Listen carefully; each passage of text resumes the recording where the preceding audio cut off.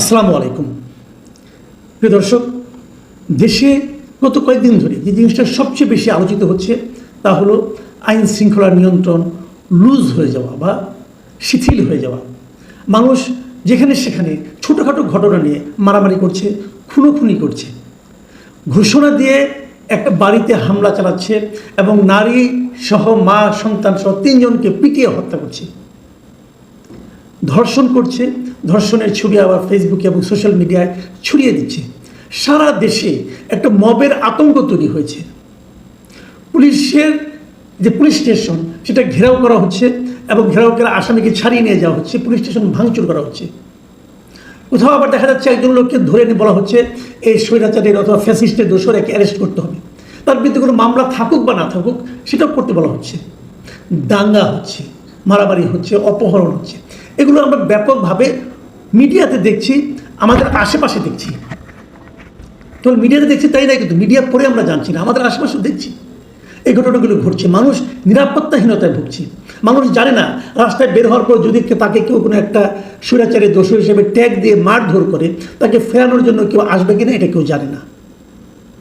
এমন অবস্থায় আজকে প্রধান উপদেষ্টার অফিস থেকে একটা প্রেস ব্রিফিং করা হয়েছে এবং তারা দাবি করছে যে বিভিন্ন মিডিয়ায় অপরাধ বৃদ্ধির যে খবরাখবর আসছে এটা আসলে পুরোপুরি সঠিক নয়। এবং এই বিষয়টা প্রধান উপদেষ্টার যে সামাজিক যোগাযোগ মাধ্যম আছে, ফেসবুক পেজ আছে, সেখানেও এই বিষয়টা উল্লেখ করা হয়েছে, উনিও লিখেছেন। এবং ইন্টারেস্টিংলি হলো সেখানে এর সাপোর্ট হিসাবে তারা পুলিশের দেওয়া দুটো পরিসংখ্যান উপস্থাপন করেছেন এবং এই পরিসংখ্যানগুলিতে তারা নানা ধরনের চিত্র দেখিয়েছেন। একটা হলো গত 2020-এর জানুয়ারি থেকে 2025-এর জুন পর্যন্ত তারা একটা বছর ভিত্তিক পরিসংখ্যান দিয়েছেন। আরেকটা দিয়েছেন যে এই 2024-এর সেপ্টেম্বর থেকে 2025-এর জুন পর্যন্ত প্রতি মাসের একটা হিসাব তারা দিয়েছেন। বিভিন্ন বিষয়, ডাকাতি কত হয়েছে, দস্যুতা, খুন, দ্রুত বিচার, দাঙ্গা, ধর্ষণ, অ্যাসিড নিক্ষেপ, এরকম নানাগুলি ক্যাটাগরিতে তারা এগুলো দিয়েছেন। এবং এটা দেওয়ার মাধ্যমে এর উপর নির্ভর করে তারা বলতে চেয়েছেন যে এই সময় আসলে অপরাধ তেমন একটা হয়নি। প্রেস ব্রিফিং যেটা হয়েছে সেখানে প্রধান উপদেষ্টার যিনি উপপ্রেস সচিব আবুল কালাম আজাদ মজুমদার তিনি যে জিনিসটা বলেছেন, আমি হয়তো দু একটা জিনিস আপনাদের পড়ে শুনি। বলেছেন গত 10 মাসে বড় অপরাধের ক্ষেত্রে স্থিতিশীলতার প্রবণতা দেখা যাচ্ছে। মানে যে অপরাধগুলি বড় বড় অপরাধ, খুন টুন হাবজাবি, এগুলোর ক্ষেত্রে স্থিতিশীলতা দেখা যাচ্ছে, মানে বাড়েওনি কমেওনি। আচ্ছা, আর বলেছেন যে 2024 সালের সেপ্টেম্বর থেকে 2025 সালের জুন পর্যন্ত সরকারি অপরাধ পরিসংখ্যানের ভিত্তিতে যে কথাগুলি পাওয়া গেছে, তিনি বলেছেন চলতি বছরে অপরাধের ঘটনা তীব্রভাবে বেড়েছে। পরিসংখ্যান মতে এমন দাবি পুরোপুরি সত্য নয়, মানে বেড়েছে কি বাড়েনি এই জিনিসটার ব্যাপারে ওনার বক্তব্য হলো আমরা যদি পরিসংখ্যানের দিকে তাকাই তাহলে আমরা বলবো যে বেড়েছে যে, এবং দাবি যারা করছেন দাবিটা ঠিক না। মানে অপরাধ বাড়েনি, এটা আমাকে আপনাকে বুঝতে হবে পরিসংখ্যানের দিকে তাকিয়ে। পরিসংখ্যান বলছে বাড়ে নাই। ভাই, আপনি কি পরিসংখ্যান দেখে টের পান যে আপনার পাশে পাশে মারামারি হলো কিনা? ওই যে মিটফোর্ডে চাঁদার দাবিতে অথবা যে কোনো কিছুতে একটা লোককে যে পিটিয়ে মেরে ফেলা হলো, ওই লোক কি পরিসংখ্যান দেখে তারপরে দোকান খুলেছিল? তাহলে তো তার মরার কথা ছিল না। পরিসংখ্যানের উপরে এই যে নির্ভরতা, এটা কতটুকু কি সত্য? এবং এই পরিসংখ্যানটা কে তৈরি করেছে?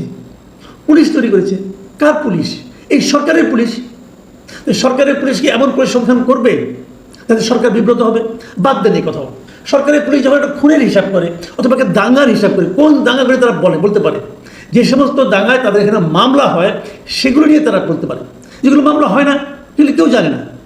কিন্তু মানে পরিসংখ্যান নিয়ে বলার আগে না আমি একটা কথা বলার লোক আসলে সামলাতে পারছি না। অনেক আগের কথা, আপনার মার্কিন সাহিত্যিক ছিলেন, বিখ্যাত সাহিত্যিক, যাকে নাকি অনেকেই রসিকতার জন্য বিখ্যাত বলেন, তিনি হলেন মার্ক টোয়েন। মার্ক টোয়েন একটা কথা বলেছিলেন। উনি বলেছিলেন, উনি আসলে নিজের নামে বলেননি, উনি দাবি করেছিলেন যে ওই সময় যে ব্রিটিশ প্রধানমন্ত্রী ছিল বেঞ্জামিন ডিসরেলি, তিনি নাকি এই কথাটা বলেছেন বলে মার্ক টোয়েন দাবি করেছিলেন। তবে ডিসরেলির কথা বলেছেন এমন কোনো প্রমাণ কখনো পাওয়া যায়নি। তাই লোকে এটাকে মার্ক টোয়েনের বাণী হিসাবে মানে। তিনি বলেছিলেন আসলে there are 3 kinds of lies, 3 ধরনের মিথ্যা আছে। কী কী? Lies, damned lies and statistics. বাংলায় বলি মিথ্যা, 3 ধরনের মিথ্যা আছে। একটা হলো মিথ্যা, একটা হলো জঘন্য মিথ্যা, আর একটা হলো পরিসংখ্যান দিয়ে অনেক মিথ্যাকে এস্টাবলিশ করার চেষ্টা বিভিন্ন সময়ে বিভিন্ন সরকার বিভিন্ন দেশের ক্ষমতা ধরা করার চেষ্টা করেছেন, কিন্তু এই পরিসংখ্যানের উপর বেশি নির্ভর করা ঠিক না। ডক্টর ইউনূস তার পেজে যে পরিসংখ্যানগুলো উল্লেখ করেছেন, সেই পরিসংখ্যানগুলো উল্লেখ করার সময় উনি কি জানতেন না যে পরিসংখ্যানটাকে আসলে যে এক ধরনের মিথ্যা হিসেবেই সাধারণ মানুষের কাছে প্রতিভাত হয়? তাও উনি পরিসংখ্যানের উপর ডিপেন্ড করলেন কেন? মানুষের জীবনযাপনের উপর কি দেখছি আমরা, এটাকে প্রত্যেকটা মানুষ নিজেরাই জানেন না? জানেন তো। তাহলে আমি ভালো আছি কি নাই এটা আপনি প্রধান উপদেষ্টা পরিসংখ্যান দিয়ে আমাকে প্রমাণ করবেন, নাকি আমি নিজেই আমার গায়ের চামড়া দিয়ে টের পাবো যে আমি ভালো আছি কি নাই? আমি ভয়ে আছি না আনন্দে আছি এটা তো আমি রাস্তায় বের হলেই টের পাই। আপনি কি পরিসংখ্যান দিয়ে প্রমাণ করবেন যে আমি খুব নিরাপদের মধ্যে আছি? বাজারের জিনিসের দাম বাড়লো কি বাড়লো না, যখন আপনি বাজার করতে যান তখনই আপনি জানেন। আপনি বাজারে যে একটা জিনিস কাঁচা মরিচের দাম গত কয়েকদিনে 250 টাকা করে বেড়ে গেছে, আপনি গেলেন বাজার থেকে আসলেন এবং বাণিজ্য উপদেষ্টা পরিসংখ্যান দিয়ে প্রমাণ করলেন যে কাঁচামরিচের দাম আসলে কম, করতেই পারেন, কিন্তু সেই প্রমাণটাকে আপনার ঘরের শান্তি ঝালের শান্তি ফিরে আনবে না তো।